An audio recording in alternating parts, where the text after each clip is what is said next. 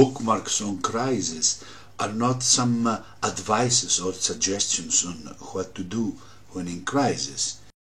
No matter if this crisis originates from the collective field or from the processes of rearrangement of our inner reality.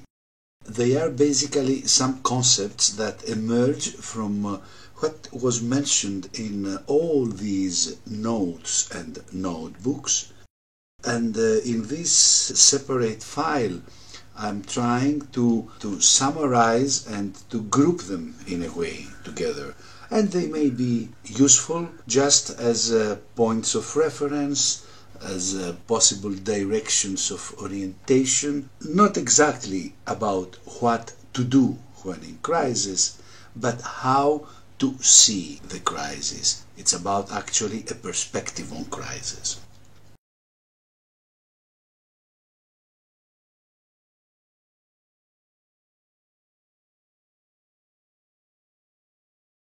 A first bookmark could be the idea of meaning.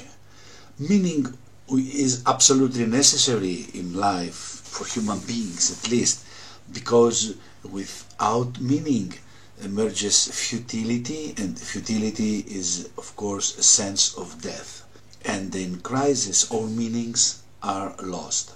Meaning cannot be exactly fabricated through our minds, but for sure we can orient ourselves, if we understand the importance of meaning in crisis, to create little meanings in our everyday life. We can see this concept underlying in many things we said in the notes and the notebooks, almost in every one of them.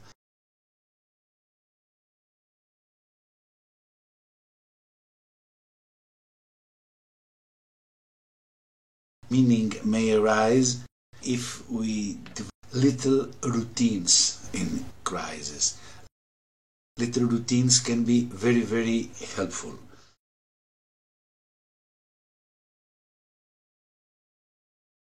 And also meaning can be in finding some occupation that has to do with art, with developing new skills, with exploring new philosophical areas, or our social identity, or even our past.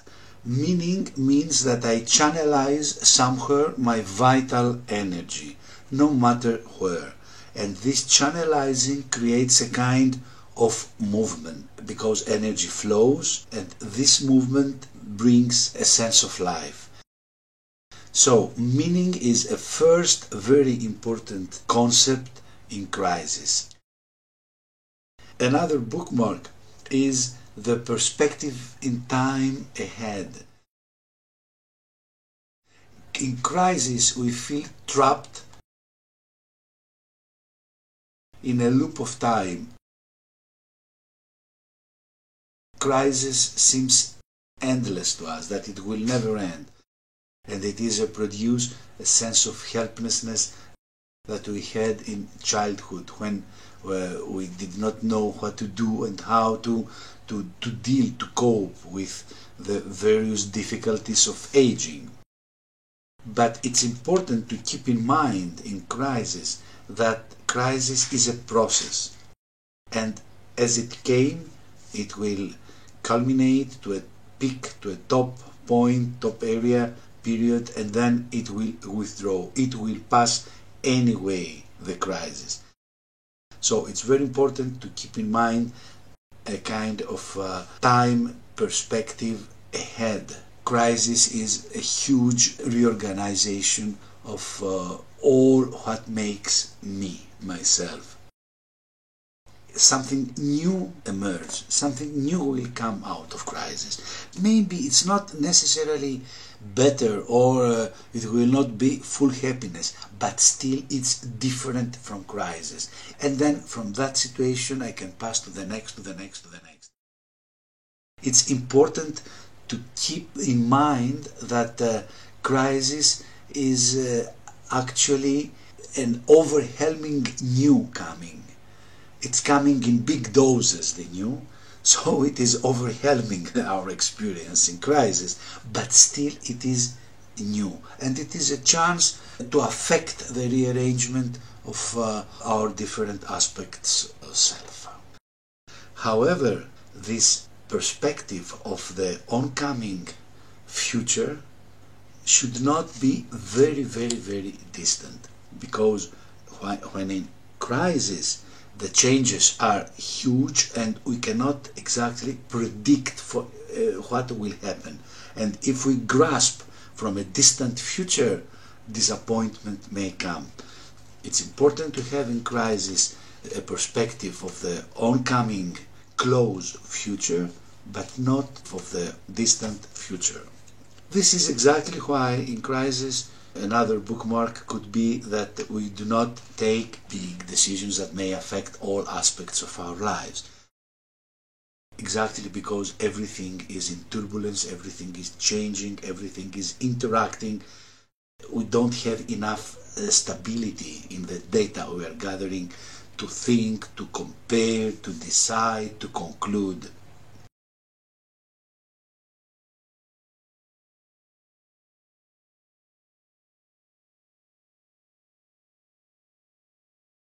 Another bookmark is that crisis is always subjectively real. It exists. So it's useful to accept that we lost our habitual points of reference in everyday life, and we have entered a phase of rearrangement of our wholeness. So it's important to keep in mind that crisis, when we sense it, it's something that actually is happening. No matter what other people say or not, or how other people listen to us when we describe our experience while being in crisis.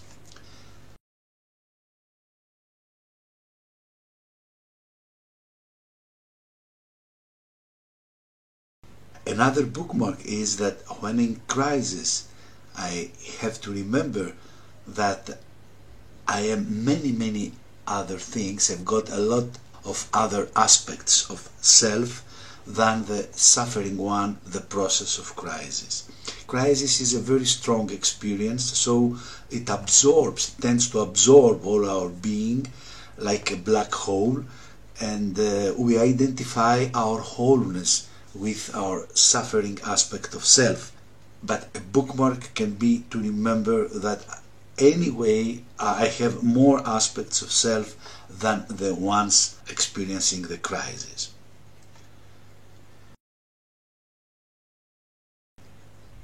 Another bookmark can be not to forget that crisis is a big phenomenon, an extended phenomenon. If the origins of a crisis are from the collective field we are living in, we make part of, we cannot control the bigger field. But even if it is a totally individual crisis because of rearrangements of our personal micro-universe, still we must not forget that crisis has to do with many other aspects of ourselves than the conscious ones. I remind that our conscious mind is only 12% of our being, and in crisis it's involved our wholeness. Also non-conscious variables enter the processes, make part of the processes of crisis. So even in a personal crisis, we must never forget that crisis is bigger than what we are imagining that the crisis is. Whatever our logic, our conscious mind says, crisis touches emotions, senses, and a lot of non-conscious aspects of self. So, since a crisis is bigger than me, it's useless to attack. It's useless to try to control the crisis, to attack the crisis, to win over the crisis. In the crisis, we simply wait, we gather ourselves, but basically we wait for it to fulfill its process. Also, in crisis, it's important to remember the personal responsibility. Personal responsibility means that I may experience a crisis, but this does not mean that I can objectify other people and to use them just to project my bad experiences, my feelings, to use them in other ways as a canvas on which I pass the crisis. It's very important to see other people as possibilities of connection, of meeting, of encountering, and not to use them. We have to respect the other human beings. If it is a global crisis, also they themselves may pass their own crisis.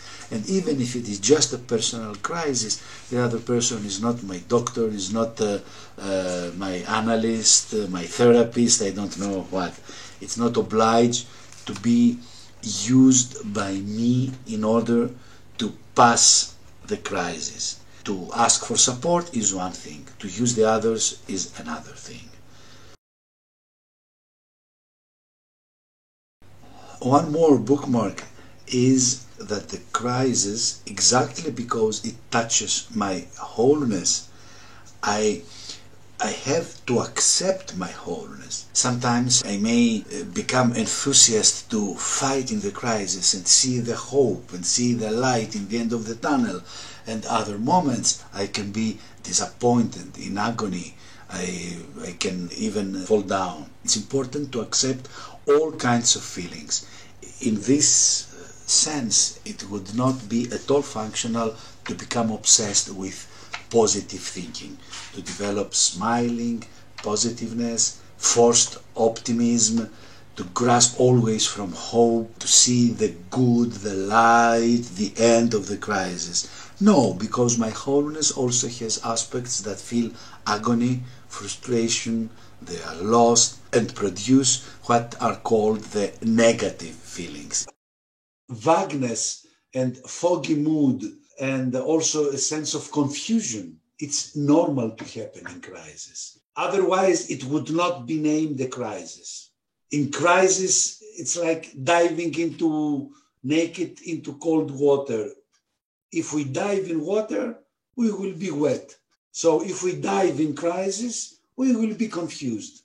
Accept. It's okay. It will pass.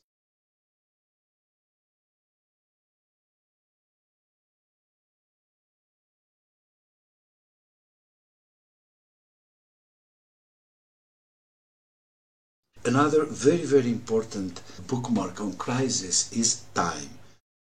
As all my wholeness is affected by crisis, there is time needed for parts of my wholeness to reorganize themselves, to find new positions of dynamic balance. So time is absolutely needed in crisis. It's like the process of grieving, when we cannot force grieving. We can just follow its phases. The same is with crisis.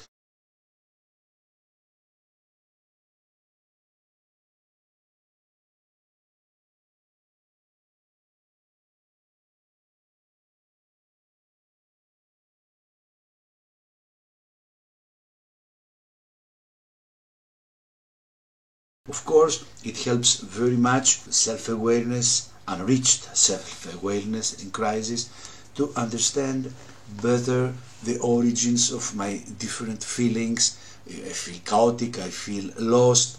What is triggered in me and maybe increases this feeling of being lost or being afraid or being even in panic. It's normal to have these feelings in crisis, but sometimes they are even further accentuated if several non-conscious aspects of us are affected. So enriched self-awareness is always very, very helpful. Another bookmark is the balance between mind and intuition, or between flow, which is our intuition, and structure, which is our minds. We are thinking entities. thinking beings, but we also sense things directly, intuitively. We develop micro emotions. So if we employ too much of mind, too much of structure, let's say, we will not pay so much attention to the flow, to our feelings, to our intuitions. And all is needed in crisis. We have to use both intuition and mind, structure and flow.